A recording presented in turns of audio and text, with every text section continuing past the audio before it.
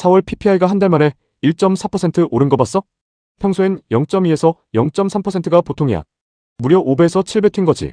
거의 모든 사람이 인플레 재점화라고 읽었어. 근데 이번 하락장을 꽤 정확하게 짚었던 월가 전략가 한 명이 그 숫자를 보고 정반대 노트를 냈어. 오히려 2022년이랑 다르다고. 인플레가 덜 위험하다는 근거가 그 숫자 안에 있다고. 똑같은 숫자가 어떻게 반대로 읽히는지, 그리고 어느 쪽이 맞느냐에 따라 지금 판단이 완전히 갈려.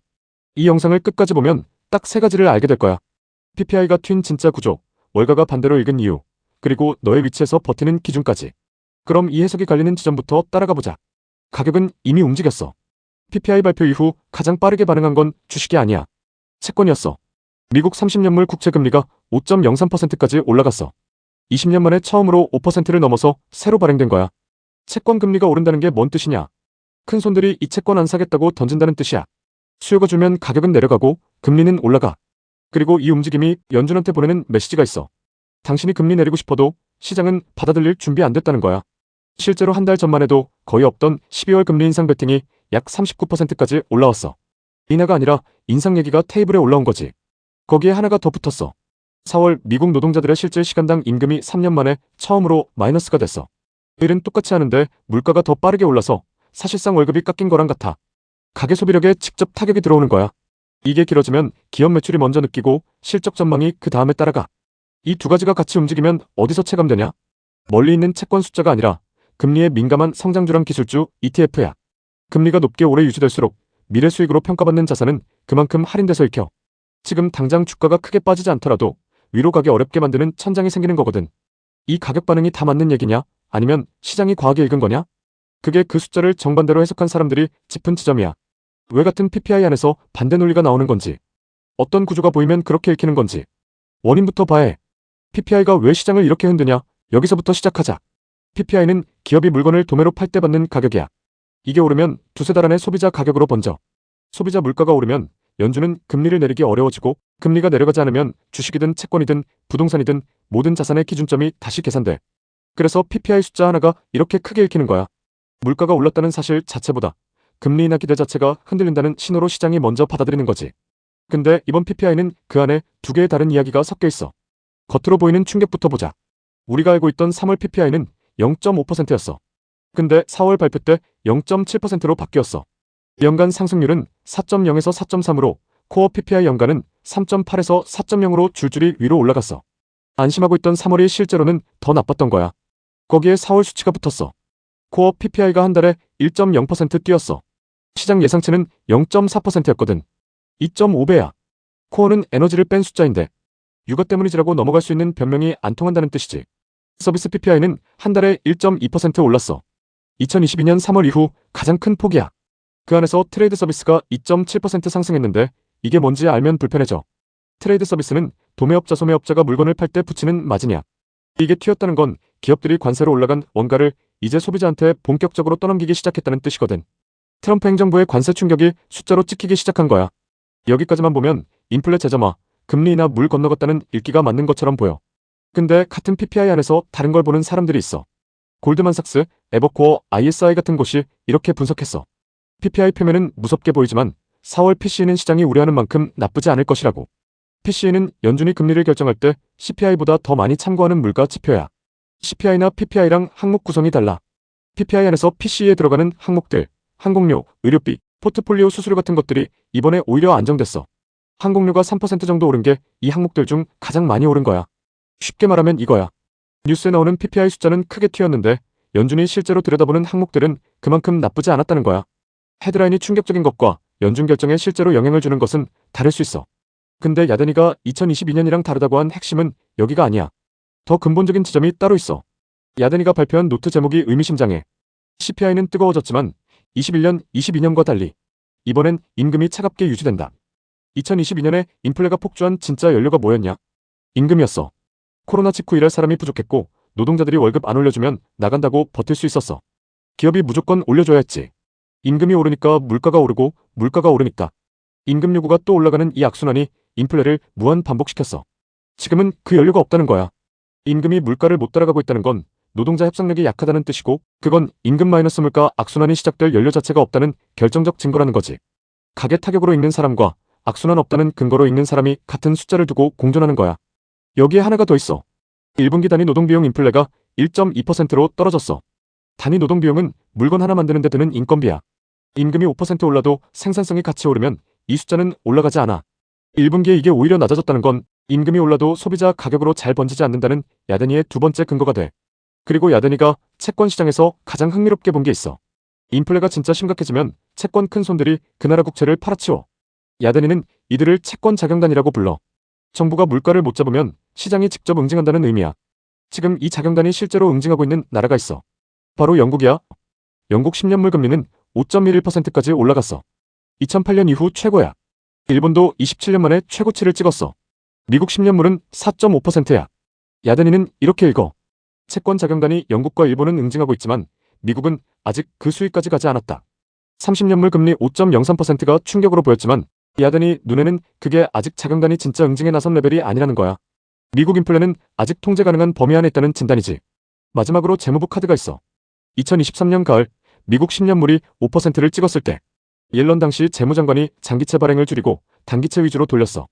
장기채 공급이 줄면 가격이 올라가고 금리는 내려와. 야드니는 베센트 현 재무장관도 결국 같은 카드를 쓸 거라고 봐.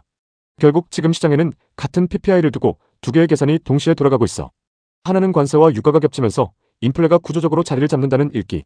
하나는 임금 압력이 없어서 2022년 같은 악순환으로는 가지 않는다는 읽기. 어느 쪽이 맞느냐는 여기서 단정할 수 없어. 확인해야 할 화면이 하나 있는데 PCE 실제 수치야. 골드만삭스와 에버코어, ISI의 분석이 맞다면 PCE는 헤드라인 PPI보다 훨씬 조용하게 나와야 해. 그리고 호르무즈 봉쇄가 어디까지 가느냐, 무엇이 신임 의장이 어떤 지표를 앞세우느냐에 따라 이 두 해석의 무게가 갈려. 그 분기점에 따라 다음에 펼쳐지는 시나리오가 완전히 달라져. 지금은 오르냐 내리냐를 맞추는 구간이 아니야. 어떤 조건이 확인되느냐에 따라 판이 완전히 갈리는 구간이야. 분기점은 하나야. PCE 수치가 어떻게 나오느냐? PPI는 이미 크게 튀었어. 골드만삭스랑 에버코어는 PCE는 그것만큼 나쁘지 않을 거라고 봤고 야드니는 임금 압력이 없으니 악순환은 없다고 했어. 근데 이건 아직 예측이야. 확인된 숫자가 아니야. 그러면 앞으로 어떤 경로들이 가능한지 나눠야 해. 첫 번째, 겉만 뜨겁고 속은 안정 시나리오. 쉽게 말하면 PPI는 크게 튀었지만 연준이 실제로 보는 물가지표는 그만큼 나쁘지 않다는 게 확인되는 상황이야. 이 경로가 열리는 조건은 두 가지야. PCE 수치가 헤드라인 PPI보다 확실히 낮게 나오는 것. 그리고 호르무즈 쪽에서 협상이 진전되거나 유가 압력이 꺾이기 시작하는 것. 이 조건이 확인되면 시장은 어떻게 받아들이냐? PPI 발표 이후 반응이 과잉이었다는 해석이 퍼질 수 있어. 연준이 금리를 내릴 여지가 아직 있다는 읽기가 다시 살아나면서 성장주랑 기술주 ETF에 자금이 돌아올 수 있어. 근데 여기서 한 가지 봐야 할 게 있어. 반등이 오더라도 거래대금이 따라오는지 확인해야 해. 거래대금 없이 올라가는 반등은 진짜 힘이 아니야. 돈이 실제로 들어오는지 봐야 이 경로가 진짜 열린 건지 알 수 있어. 가장 먼저 볼 화면은 PCE 수치 발표 직후 성장주 ETF 반응이야. PCE가 좋게 나왔는데도 주가가 반응하지 않으면 시장이 그 숫자를 믿지 않는다는 신호야. 이것까지 같이 봐야 해. 이 경로가 중요한 이유는 지금 주가 하락이 일시적 과잉 반응인지 아닌지를 판단하는 기준이 여기서 갈리기 때문이야. 보유자와 신규 진입자의 계산이 완전히 달라지는 구간이고 다음 파트에서 이 차이를 나눠볼 거야. 근데 같은 PCE 발표라도 숫자가 예상보다 높게 나오면 이야기가 전혀 달라져. 두 번째, 금리 천장이 굳어지는 시나리오. 쉽게 말하면 PCE까지 나쁘게 나오면서 연준이 금리를 오래 묶어둘 수밖에 없는 환경이 굳어지는 거야. 이 경로가 열리는 조건은 PCE가 골드만 에버코어 전망과 달리 높게 나오거나 호르무즈 봉쇄가 계속되면서 유가 압력이 이어지는 경우야.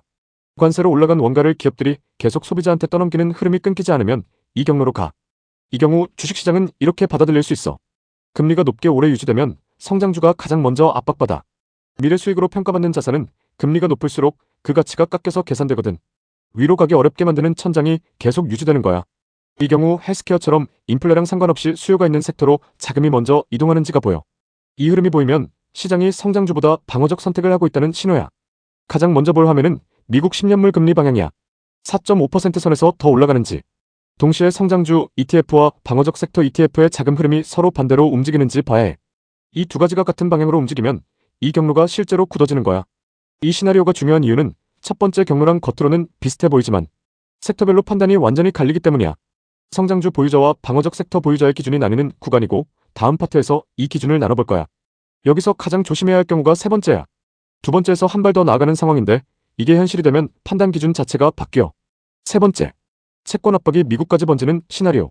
쉽게 말하면 지금까지 영국이랑 일본에만 집중됐던 채권 시장 압박이 미국에도 본격적으로 들어오는 상황이야. 이 경로가 열리는 조건은 PCE도 높게 나오고 유가도 안 잡히는 상황에서 미국 10년물 금리가 5%를 넘어설 때야. 지금 30년물은 이미 5.03%가 나왔어. 근데 10년물까지 5%를 넘기 시작하면 채권 시장 큰손들이 미국에도 응징을 시작했다는 신호로 시장이 읽을 수 있어. 이 경우 주식시장이 어떻게 받아들이냐? 이 경로에서는 빅테크가 가진 현금 보유 프리미엄으로도 버티기 어려워질 수 있어. 12월 금리 인상 베팅이 지금 39%에서 더 올라가기 시작하면 시장이 계산하는 기준점이 전부 바뀌게 되거든. 성장주뿐만 아니라 ETF 전체적으로 변동성이 먼저 커지는 경로야. 가장 먼저 볼 화면은 미국 10년물 금리가 5%에 얼마나 빠르게 근접하는지야. 그리고 금리 인상 선물 시장에서 지금 39%였던 베팅이 더 올라가는 속도를 봐야 해. 이 두 가지가 같은 방향으로 빨라지면 세 번째 경로가 열리기 시작한다는 신호야. 이 시나리오가 중요한 이유는 두 번째 경로랑 같아 보여도 대응 기준이 완전히 달라지기 때문이야. 보유자, 신규 진입자, 관망자 모두 판단 기준이 전면 재조정이 필요한 상황이거든. 다음 파트에서 이 차이를 나눠볼 거야. 이 세 경로가 중요한 건 하나야. 같은 뉴스가 나와도 PCE가 어떻게 나왔냐, 10년물이 어느 방향으로 가냐에 따라 내 판단 기준이 달라져. 조정처럼 보이는 게 일시적인 건지, 금리 천장이 오래가는 건지, 아니면 더 큰 재계산이 시작되는 건지. 이걸 구분하는 게 먼저야. 그 구분을 기준으로 다음 파트에서 보유자랑 신규 진입자, 관망자의 기준을 각각 나눠볼게. 이제 중요한 건 시장이 어디로 가느냐보다 내가 어느 위치에 있느냐야. 앞에서 나눈 세 갈림길은 결국 같은 뉴스를 들었어도 이미 들고 있는 사람과 새로 들어가려는 사람, 그리고 멀리서 지켜보는 사람이 봐야 할 화면을 완전히 다르게 만들어. 첫 번째, 이미 보유한 사람. 보유자가 가장 먼저 해야 할 건 지금 하락의 성격을 구분하는 거야. 같은 하락이라도 이유가 달라. 몰려있던 돈이 잠깐 빠지는 거라면 대응 기준이 하나고, PCE가 나쁘게 나오거나 10년물이 위로 뚫리기 시작하면 기준이 완전히 달라져. 그래서 반등이 오면 먼저 거래대금을 봐야 해. 주가가 하루 올랐다고 끝난 게 아니거든. 거래대금 없이 올라가는 반등은 힘이 없어. 실제 돈이 들어오고 있는 반등인지 확인해야 지금 하락이 일시조정인지 아닌지를 판단할 수 있어. 보유자가 가장 피해야 할 행동 두 가지가 있어. 하나는 공포에 의한 매도야. PCE가 예상보다 양호하게 나오면 시장이 과잉 반응했다는 해석이 퍼지면서 성장주로 자금이 돌아올 수 있어. 지금 공포에 팔면 가장 나쁜 타이밍에 행동한 게 될 수 있거든. 또 하나는 손실 중에 확인 없이 물타기 하는 거야. 10년물이 5% 위로 올라가기 시작하면 성장주 전체의 평가 기준점이 바뀌는 상황이 돼. 이 경우 지금 평단을 낮췄다가 하락이 이어지면 대응할 여력이 없어져. 그러면 어떤 조건을 봐야 하냐? PCE 발표 이후에 보유 중인 성장주나 ETF가 반등했는데 거래대금도 같이 올라오면 시장이 이 숫자를 긍정적으로 받아들이고 있다는 신호야. 반대로 PCE가 양호하게 나왔는데도 주가가 반응을 안 하면 시장이 그 숫자를 아직 믿지 않는다는 뜻이야. 이건 더 기다려봐야 하는 신호. 10년물이 4.5% 위에서 계속 굳어지는 게 보이면 헬스케어 같은 방어 섹터로 자금이 이동하는지 같이 봐야 해. 방어 섹터가 혼자 올라가기 시작하면 시장이 성장주보다 다른 선택을 하고 있다는 거야. 보유자의 판단 기준은 하나야. 하락의 이유가 수급인지 투자 논리가 깨진 건지. 구분하기 전까지는 성급한 추가 행동은 판단이 아니라 감정이야. 두 번째, 새로 들어갈까 고민하는 사람. 새로 들어가려는 사람이 가장 먼저 깨야 할 착각이 있어. 가격이 빠졌다는 게 위험까지 같이 줄어든 거라는 착각. 지금 PCE 발표 전이라는 건 이 하락이 어디서 끝날지 아직 아무도 모른다는 뜻이야. 이 경로나 3경로가 열리면 지금 가격이 바닥이 아닐 수 있어. 가격이 싸 보이는 것과 들어가도 되는 조건이 갖춰진 것은 완전히 다른 이야기야. 피해야 할 행동은 딱 하나야. 가격만 보고 진입하는 거. 이 정도면 싸다는 느낌은 기준이 아니야. 거래대금이 따라붙는 반등인지 PCE 발표 이후 성장주 ETF가 어떻게 반응하는지가 확인되기 전까지는 싸졌다가 아니라 아직 검증 중이야. 그러면 어떤 조건이 나왔을 때 관심을 가져볼 수 있냐? PCE가 예상보다 낮게 나오고 그 이후 반등의 거래대금이 붙어오면 그때 비로소 위험이 일부 해소됐다는 신호가 생겨. 그 전까지는 가격이 내려왔어도 이유가 부족해. 반대로 PCE까지 높게 나오고 10년물이 위로 올라가기 시작하면 지금 가격이 더 싸질 수 있는 환경이야. 이때 진입하면 이유가 없어. 헬스케어 섹터가 성장주보다 먼저 올라가는 흐름이 보이면 시장 전체가 방어적 선택을 하고 있다는 거야. 성장주로 진입을 고민하고 있었다면 섹터 선택 기준 자체를 다시 봐야 하는 신호야. 확인할 화면은 두 가지야. PCE 수치 발표 결과, 그리고 그 이후 성장주 ETF의 반등에 거래대금이 따라오는지. 이 두 가지 확인 전에는 가격이 빠졌다는 이유만으로 판단하지 않는 게 맞아. 세 번째, 관망 중인 사람. 관망은 그냥 멀리서 지켜보는 게 아니야. 관망의 가치는 조건이 확인된 다음에 움직이는 데 있어. 조건 없이 기다리면 뉴스 헤드라인이 좋게 나왔을 때 그냥 따라 들어가게 돼. 그게 가장 위험한 패턴이야. 그래서 지금 관망 중이라면 어떤 조건이 나오면 다시 시장을 볼지, 어떤 조건이 안 나오면 계속 기다릴지를 미리 정해둬야 해. 다시 관심을 가질 수 있는 조건은 두 가지야. PCE 수치가 예상보다 낮게 나오는 것, 그리고 10년물이 4.5% 아래로 안정되는 것. 이 두 가지가 같이 확인되면 앞에서 나눈 첫 번째 경로가 열리기 시작했다는 신호야. 그때 다시 시장을 보는 게 이유 있는 판단이 돼. 반대로 계속 기다려야 하는 조건도 있어. PCE가 높게 나오거나 10년물이 4.5% 위에서 굳어지는 방향으로 가거나 12월 금리 인상 베팅이 지금 39%에서 더 올라가는 속도가 보이면 시장이 아직 방향을 못 잡은 거야. 이 상황에서 뉴스 하나에 흔들려 들어가면 관망을 유지한 이유가 없어져. 확인할 화면은 두 가지야.